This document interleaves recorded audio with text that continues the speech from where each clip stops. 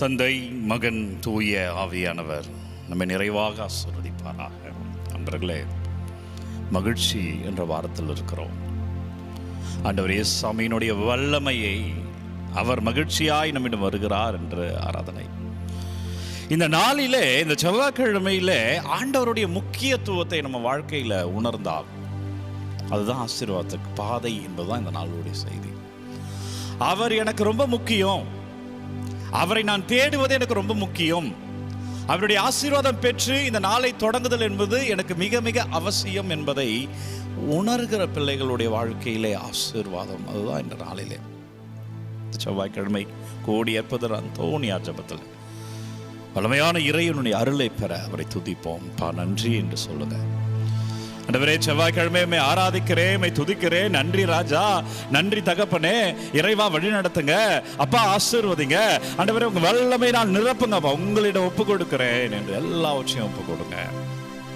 வாழ்வில் உள்ள எல்லாவற்றையும் நீங்க என்ன நினைக்கிறீங்க, இந்த நிமிடம் உங்க மனதில் என்ன போய் கொண்டிருக்கிறது, இந்த நிமிடம் நீங்கள் எதை நோக்கி பயணித்துக் கொண்டிருக்கிறீர்கள், அது உங்களுடைய கவலையா இருக்கலாம், நீங்கள் செய்த பாவமாக இருக்கலாம், உங்களுடைய கஷ்டங்களாக இருக்கலாம், உங்களுடைய பிழைகளாக இருக்கலாம். ஒப்பு கொடுங்க அப்பா, நீங்க பார்த்துக்கோங்க. இதில் நான் விழுந்து விடக்கூடாது ஆண்டவரே, ஆண்டவரே பலவீனத்திலிருந்து மீட்டருங்கப்பா, அப்பா இந்த துன்ப கிண்ணத்திலிருந்து மீட்டருங்கப்பா, அப்பா இந்த சோதனையிலிருந்து மீட்டருங்கப்பா. ஒப்பு கொடுச்சப்பீங்க அன்பர்களே. ஆசீர்வாதம் தகப்பனே, வல்லமைக்கு நன்றி ராஜா, அபிஷேகத்துக்கு நன்றி ஆண்டவரே, கிருபைக்கு நன்றி ஆண்டவரே, வல்லமைக்கு நன்றி ஆண்டவரே, ஆசீர்வாதத்துக்கு நன்றி ஆண்டவர் என்று சொல்லி முழுமையாய் அர்ப்பணிப்போம் நண்பர்களே. இன்றைக்கு நற்செய்தியிலே ஆண்டவர் அதை தான் சுட்டி காட்டுகிறார். மத்தேயு நற்செய்தி 21வது அதிகாரம் 28 32 வரை உள்ள இறை வார்த்தையில,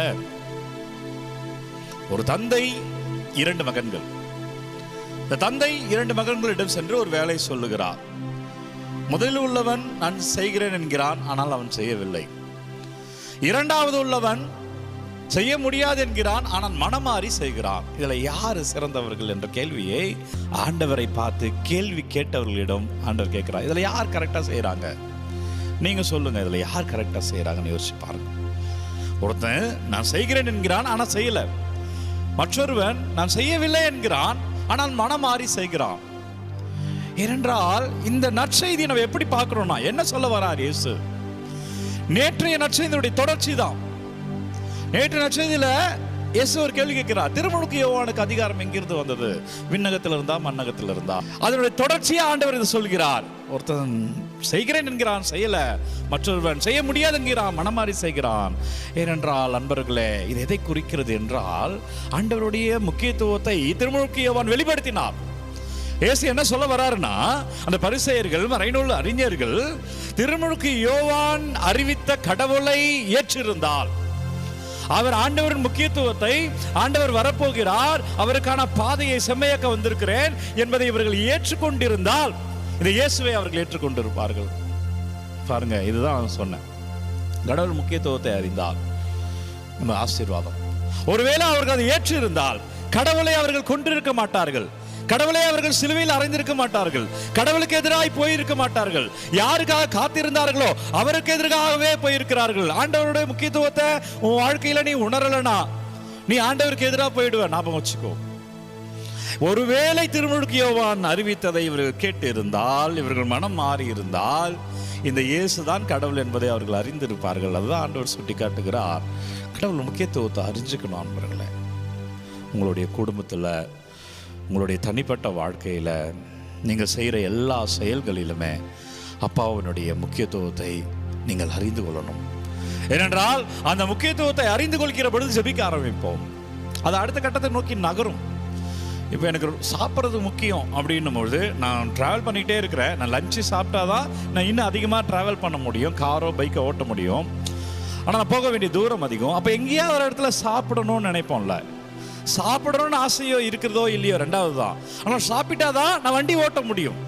அப்போ நான் ஓட்டுவதற்கான திராணி வேணும். அப்போ எனக்கு சாப்பாடு முக்கியம். ஆண்டவர் தான் அந்த திராணி உனக்கு கொடுக்குறார். உன் வாழ்க்கை என்ற வாகனம் ஓடணும்னா அவர் தர ஆசீர்வாதம் உனக்கு தேவை. அதுதான் உனக்கு உணவு, அதுதான் உனக்கு திடம். எனவே அந்த ஆண்டவரை ஒவ்வொரு நாளும் உணர்ந்து கொள். இந்த இறைவனை உணராத பரிசேயர்கள், இந்த இறைவனை உணராத சதுசேயர்கள், இந்த இறைவனை உணராத மறைநூல் அறிஞர்கள் அவர்கள் தான் இயேசுவின் மரணத்திற்கு காரணமாக இருந்தார்கள். ஆனால் இவர்கள் தான் இயேசுவுக்காக காத்திருந்தவர்கள், இயேசுவுக்காக படித்தவர்கள் இவர்கள் தான். மெசியா வருவார் என்று காத்திருந்தவர்கள் இவர்கள் தான். தகுதியாயிருந்தவர்கள் தகுதியற்று போனார்கள். காரணம் முக்கியத்துவத்தை அறியல. நம்மளும் அந்த முக்கியத்துவத்தை அறியாமல் போயிட்டான். வாழ்வில் உள்ள ஆசீர்வாதங்களை அறிய முடியாமல் போகலாம். வாழ்க்கையில் உள்ள கிருபைகளை அறியாமல் போகலாம். நமக்கு வர வேண்டிய அபிஷேகத்தை நாம் உணராமல் போகலாம். எனவே அப்பா, நீங்கள் எனக்கு ரொம்ப முக்கிய ஆண்டவரேன்னு சொல்லுங்க. மகிழ்ச்சியை தருகிற வாரம் இது. உங்கள் ஆலயங்களில் மகிழ்ச்சி என்ற மெழுகுவர்த்தி ஏற்றி வைத்து தந்தையானவர் மகிழ்ச்சியை பற்றி நற்செய்தியை அதோடைய பகிர்வை தந்திருப்பார்கள். எனவே உங்கள் வாழ்க்கையில் மகிழ்ச்சி வேணுமா? இந்த நாளே கிடைக்கும். என்ன மகிழ்ச்சி? நமக்கு வேண்டியது நமக்கு கிடைச்சா அது மகிழ்ச்சி. காசு இல்லாமல் இருக்கிற குடும்பத்துக்கு காசு வந்தால் மகிழ்ச்சி. நல்லது நடக்காத இருக்கிற குடும்பத்தில் நல்லது நடந்தால் மகிழ்ச்சி. வாழ்க்கையில் எதுவே நல்லது நடக்கலை என்ற ஒரு தனிப்பட்ட வாழ்க்கையில் அவர் வாழ்க்கையில் பெரிய மாற்றம் நல்லது நடந்தால் மகிழ்ச்சி. ஆண்டவர் சொல்கிறார், நீ இந்த ஜெபத்தை முக்கியத்துவம் கொடு. நீ என்னிடம் வா, நான் அங்கே தான் உன்னை ஆசீர்வதிக்க முடியும். நீ வந்து ஜெபி, நான் உன் கூட இருக்கிறேன். நான் உன்னை ஆசீர்வதிக்க காத்திருக்கிறேன். நான் உன்னை வழிநடத்த காத்திருக்கிறேன். நான் உன்னை அன்பு செய்ய காத்திருக்கிறேன். அவர் காத்திருக்கிறார். நாம் ஜெபித்தால் நடக்கும். ஜெபிப்போமா? நன்றி அப்பா, வல்லவரே நன்றி, நல்லவரே நன்றி. இந்த செவ்வாய்க்கிழமை கோடி அற்புதர் அந்தோணியாரே, நமது ஜெபத்தில் வல்லமை. ஓ அந்தோணியாரே, எங்கள் வாடியுள்ள கட்டுகள், தீவினைகள், பொல்லாப்புகள், பேய் பிசாசு தொல்லைகள் இருந்தார், எதிர்மறை சிந்தனைகள் இருந்தால் யாரெல்லாம் ஜெபிக்கிறார்களோ, யாரெல்லாம் அதெல்லாம் மாறணும் என்று ஒப்பு கொடுத்து கேட்கிறார்களோ, அப்பா அவங்க கரங்கள் ஒப்பு கொடுக்குறேன். அப்பா நீங்கள் ஆசீர்வதிங்க ராஜா. விடுதலை தாங்க ஆண்டவரே. அப்பா வல்லமையில் நிரப்புங்க ராஜா. அபிஷேகம் ஆசீர்வாதம் இருப்பதாக செவிங்க செவிங்க அன்பர்களே. உங்களுக்கு எதில் மாறணுமோ செவிங்க, அதை ஒப்பு கொடுங்க. அவர் உங்களுக்கு அவசியம் அன்பர்களே. இந்த ஆராதனை பிடித்து கொள்ளுங்கள். இவர் உங்களுக்கு மிக மிக மிக அவசியம் அன்பர்களே. நீங்கள் நினச்சிட்டு இருக்கிறது இவரால் தான் தர முடியும். நீங்கள் தேடி ஓடிக்கொண்டிருப்பதை இவர் நினைத்தால் அடுத்த கணமே மாற்றுவார். ஒப்பு கொடுங்க. நன்றி தகப்பனே, நன்றி ஆண்டவரே, நன்றி. செவ்வாய்க்கிழமை உமது அபிஷேகத்தில் பிள்ளைகள் வாழ்வார்களாக. பிள்ளைகளுடைய வாழ்வில் மகிழ்ச்சி இருப்பதாக கமெண்ட்டில் என்னவெல்லாம் அனுப்புகிறாங்களோ இதுக்காக வேண்டுங்க ஃபாதர். இதுக்காக ஜெபிங்க ஃபாதர். அனுப்பப்படுகிற ஒவ்வொரு விண்ணப்பங்களையும் உங்கள் பாதத்தில் சமர்ப்பிக்கிறேன் ராஜா. நீங்கள் தொடுங்க ஆண்டவரை, வழி நடத்துங்க. வல்லமையான இறைவன் உங்களை தொடுவாராக. மகிழ்ச்சியில் வாழ்வீர்களாக. நல்லது நடப்பதாக.